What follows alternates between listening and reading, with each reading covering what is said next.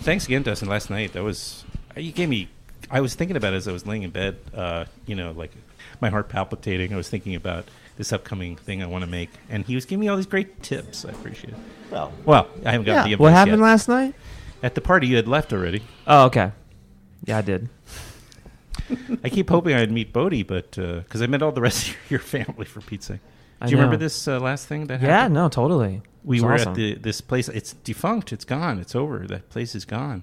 Well, The yes, cinema I think. lounge thing? Yeah, No. Videology. It's called. Videology's on gone? Bedford. Yeah, they closed. I don't remember exactly, but a number of months Oh. back. Yeah.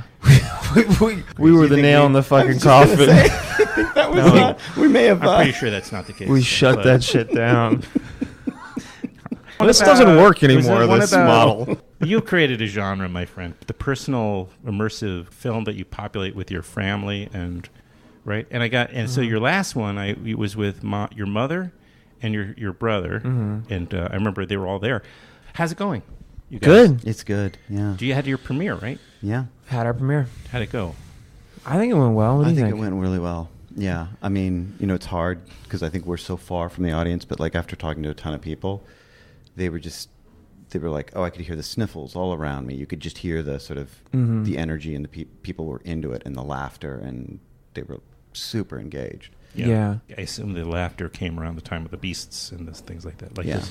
Yeah. Yeah, there's also this farting swamp. Oh, that's right. The farts. That'll get you. That's always it. You're going to get laughs whenever there's fart. It doesn't matter who the audience is, right? If you play this in, Totally. do you think if you play this like in some sort of kind of a snooty audience, Yeah, or yeah, I don't know. I think that that might be confronting for some folks. Yeah. We did a screening in Australia as we were kind of trying to finalize stuff a little bit, and I felt there was some snooty patooties in there, Uh-huh. and I think that they felt a little uncomfortable with some farting. Yeah. You know? But there's nothing. I mean, farts are just. You feel bad. You feel like a kid, but you gotta just indulge in it. Like right. sitting there for hours, getting to sample those farts. Oh my God, it's outrageous. Oh, right. As The you're whole sitting library there of- choosing farts. yeah. That's amazing. Yeah. a fart for every occasion. Right? Yeah. Yeah. But your film may be the first to have a farting swamp. I don't know that there was ever been another one. There may have been bubbling, so. percolating types of swamps, but not Yeah. necessarily with No, farts. I think that's. and I shit. don't know. Really? I hope. Yeah. You you should get credit. We got to for look that. into that. You might need to patent it. The name of the film. Be serious now.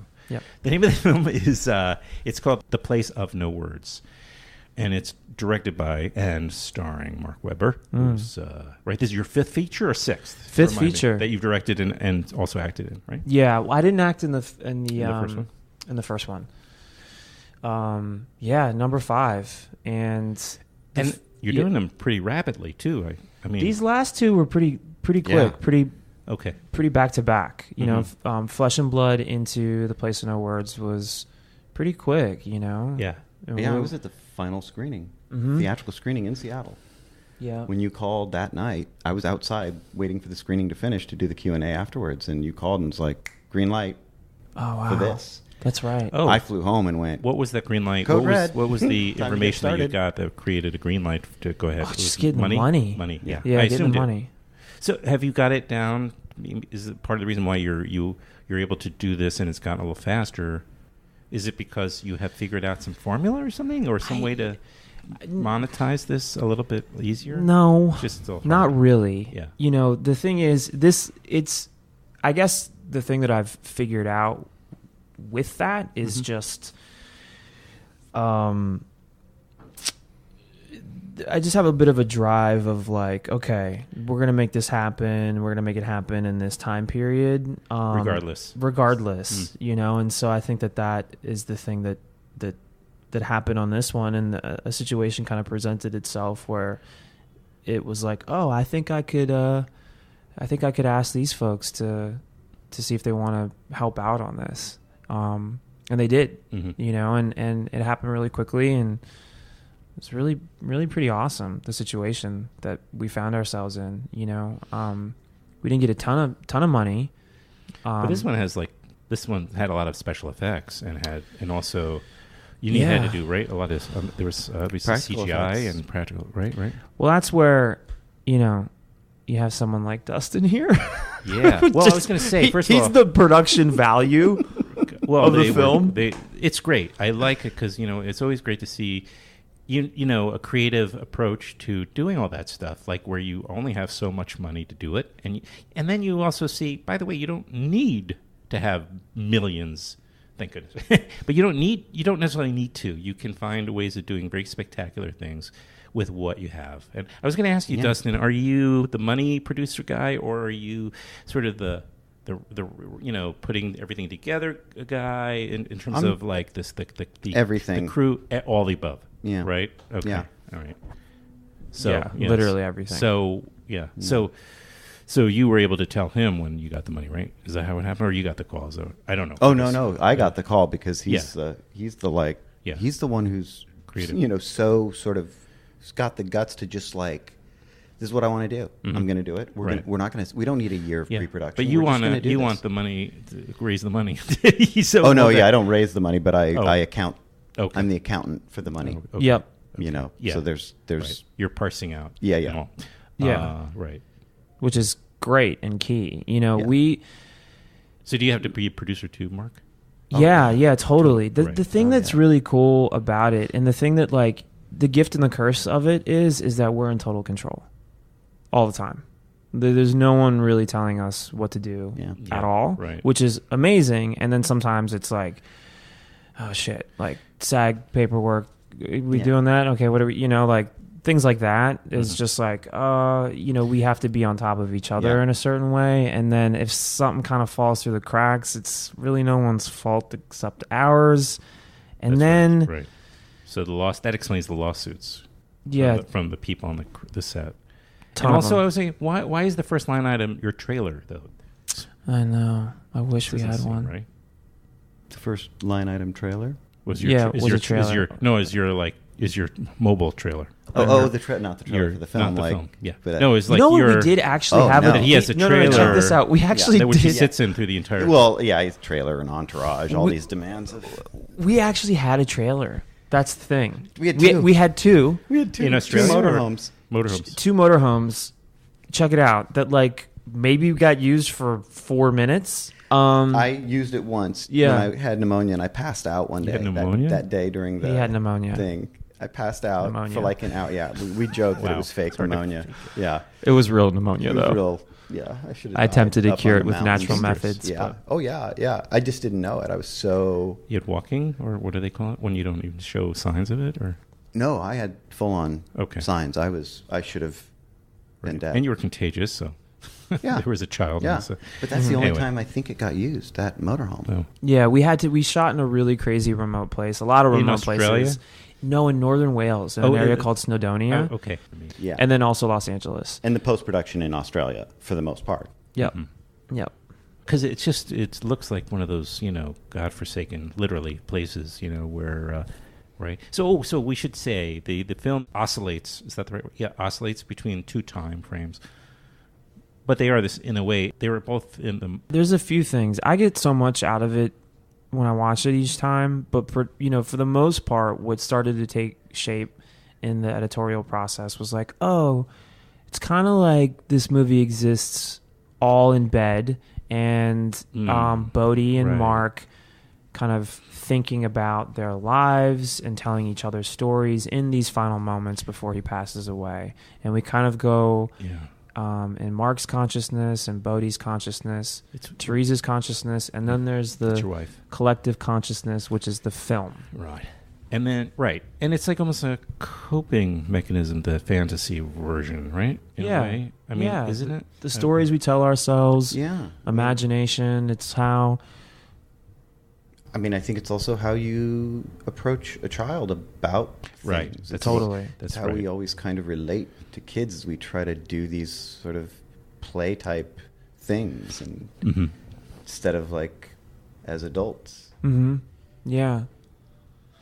And for me too, like, I feel like I was saying this yesterday, that when I tap into my kid's headspace and have this like childlike sense of wonder about things, I genuinely feel a bit better.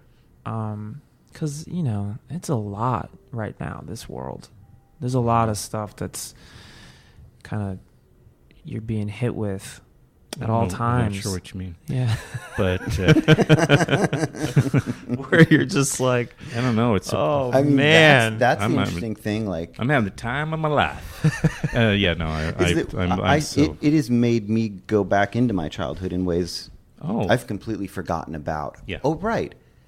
The world is so, the way you think as a kid is so different. And, Yes. and to start this film, I think, really taps into how kids, like, when I would play and make believe, things just would all of a sudden shift. You know, the floor would become hot lava. yeah. You know, it's that, wait, how did I lose that? Mm-hmm. And the floor still is hot lava. That's the thing. Right. Your kids. Mm-hmm. I should have asked if Bodhi could have stayed, invited him into the conversation, because I'm really curious how he perceives, you know, through his eyes, the whole the story of what you guys are creating, because he's participating in the creating of the story, and so much of this is through his eyes and his perspective, and you know, it'd be interesting to get a child's take on that, you know. Well, I can tell you what it was. Yeah, you're gonna have to.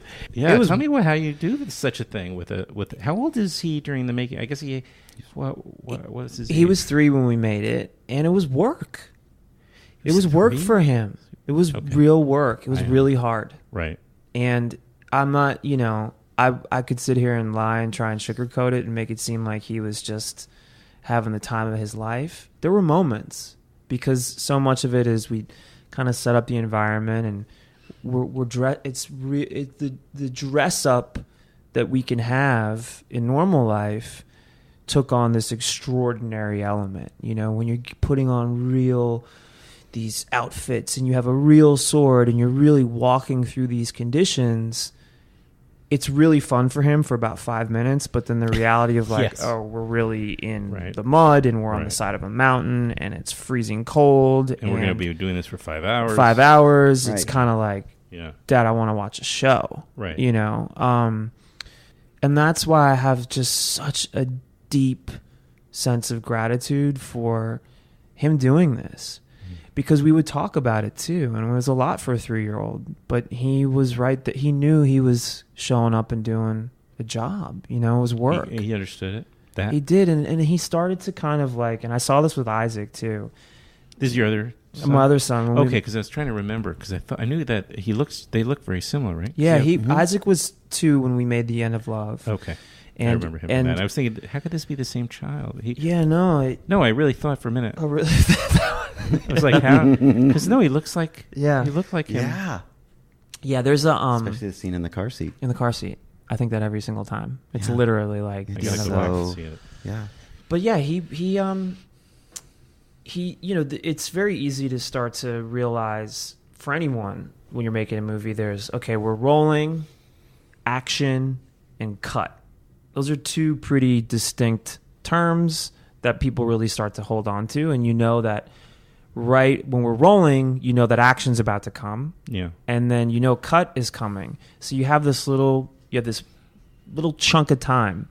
And in this little chunk of time, which is generally, you know, 20, 30, 40 seconds at most, you got to get this thing that we're trying to get done. And he just became aware of that. And so he knows, he can be distracted, but we're rolling, and he would focus. And he would bring it, you know, in those moments. And it was really cool to see how he did that. Yeah. And I don't have kids, so my concept of just how crazy I think this was to do with a 3-year-old, and how people would say when we were in pre-production, like, really, you're going to do a movie around a 3-year-old? You're going to like hinge everything on a 3-year-old who has to show up every day, and you got to make your day and this and that. And to not have anything ever, we never got really upended. To have like that Bodhi be so consistent is amazing. It's crazy to think about that every day we were able to do this. When you look at a kid in a grocery store, or somebody walking around with some kids in a grocery store, and suddenly all hell breaks loose because one of them's throwing a fit, and now you've got to go home and all those things. But you can't do that on a film set. And we didn't ever really get into that situation where it was like, oh, this isn't going to work. It was kind of shocking. It's like amazing. Yeah. So you couldn't. You were still on a schedule, right? I mean, if you're having a bad day where he just did not. Yeah, yes, totally. But here's the thing. This is where it is. This is the part where I come in and Dustin comes in and the select few folks that we allow to come get down with us. I don't have an AD. I don't have a first AD on any of my films. Skeleton crew. Yeah, I don't. So it's kind of like, and I appreciate ADs and I appreciate ADs a lot on other projects. It's really important sometimes to have someone as like a central driving force of like, come on, we got to go. Let's go. Yeah. But for this, like, I have to be, because it's dictated by Bodhi's moods, right? Yeah, and of course. It makes complete sense. like, okay, I know, guys, we're thinking about we're going to do this, but actually we got to go do this now because he's feeling like this, so. That makes sense. And in some ways, it makes things a little bit easier. Yeah. If you know that that's part of the process. Yeah, we can switch gears like that. Yeah. We can all of a sudden say, you know what? We're going to go and shoot this now instead. We don't have to alert 100 people and an office full of people and a transpo department and now go get signs put in it. There's just, guys, we're going to go over here. Get in the cars, load up. We're going to go over and we're going to shoot this. Yeah. And you have a pretty minimal cast, right? There may be cast. There may be about there's just handful of other people. And then, you have the fantasy storyline characters. And then Yeah. So that was all. How long were you in Wales, and how long was that part of the shoot? Like 6 weeks. Wow. Yeah, 6 weeks we were in Wales. I mean, not all of that was shooting. We had a week or two of prep that was just plain old getting our gear and getting logistics figured out, the final logistics. And was your wife? What's her name? Yeah, Teresa. Teresa. Was she there and Bodhi the whole 6 weeks? Or? Teresa was in Cardiff, Wales, working on a television show. Oh. And so she would come up on the weekends and we'd film her stuff. So she was in Wales, but she was about 4 hours away from us. It was not a pretty drive. Yeah. It's not? I mean, it's pretty drive. It's pretty. Beautiful, but it's that's brutally it's hard. long. The landscape. Oh, right. Yeah. It's not spontaneous amount of time that allows a lot of spontaneity. Oh, wait, I forgot. I want to get something back at the, at Cardiff. Yeah. And then the rest was shot in L.A., I suppose, or in L.A., yeah. Okay. Yeah. And that part of it was another, is it 2 weeks or 3 weeks? Did you have like a 2 month shoot? Actually, we kind of got that done pretty quick. Yeah. I mean, we did it on sort of had to be much easier. Spaced out days, Yeah, and then we came back and we shot some stuff later. Okay, right. The thing that's really awesome about this process that we're so lucky to have, and that we have to remind each other about all the time, is that we're super unconventional, including in our post-production. We leave everything open. We literally can make a change to what was our final DCP headed to Tribeca if we wanted to. I was going to ask you about that. Like, are you trying to beat the deadline to make it into the top tier festival before, we do. It is crucial for a film. I mean, most films. Yeah, we totally play that game.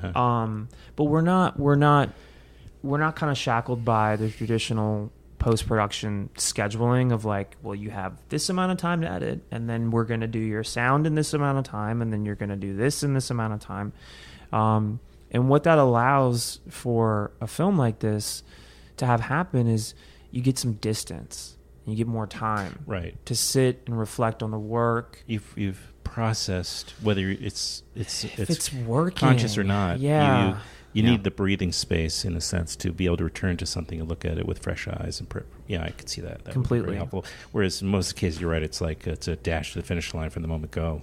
Yeah. And I think we've said this a couple times. Like, what's the point of digital if we're just going to lock everything in as though we're back in the days of film? And it just doesn't make sense. The tools are there. So why would we hold on to these old procedures that don't really allow for these creative, like, oh my gosh, I just now hit me, this is this, or maybe we move that over here, and being able to do that is the way you should be able to work. Yeah. There's no reason not to, really. Yeah. When did you, Mark, when did you start to, when did you start to, I don't know, think like, or conceive of this style of filmmaking that you're doing in the last bunch of films? Did you have like a idea that this would become like a series of films that you're, or it was like it started with, I'm just going to do this one thing I really want to do? Or do you see like this independence? I've been thinking about that. I definitely, where it started from was my first film. I had way too many people in it, and I thought I had everything figured out. And there's stuff that I love about that movie, but it wasn't potent in a way that I wanted my films to be. And that also kind of ran up against this point in my life where I was getting a little bit bored with actors acting and myself, basically. Like, it was just a little bit like the process of making a movie was a little like, okay, I want something a little bit more with this. And that was also because of my obsession with naturalism in films, and how I would try to approach my work in traditional movies. I'm like, okay, I want to make this seem as real as possible, but everything about a film set does not make you feel like anything you're doing is real or authentic.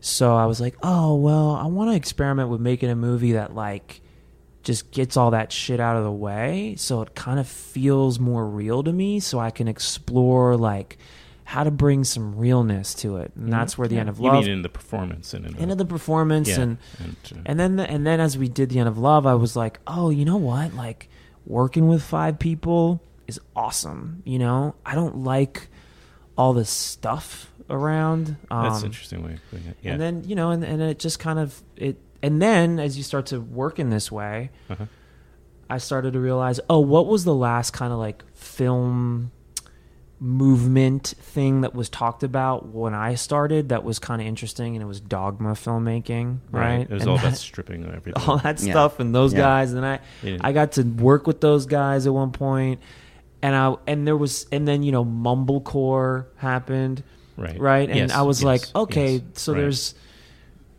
these are basically people who are defining it themselves, and or people who are writing about it are also putting a definition on what's happening, and it's making me pay attention to their work and stuff that's going on. So then I was like, you know what, I'm gonna start to define what I'm doing here.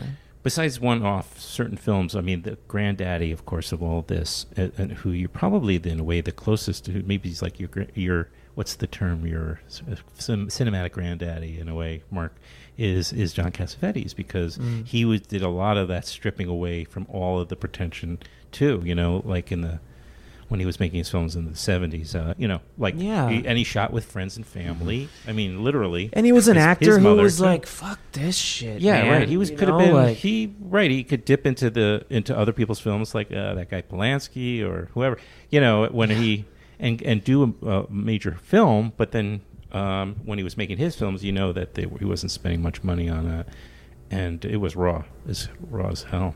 Yeah, husbands and so I think I can see the appeal. Totally. Yeah. And it's also, we just, the digital stuff, this day and age, like, and everyone's like, young filmmakers, what do you do? What can you do? And it's like, you just go do your it. recorder.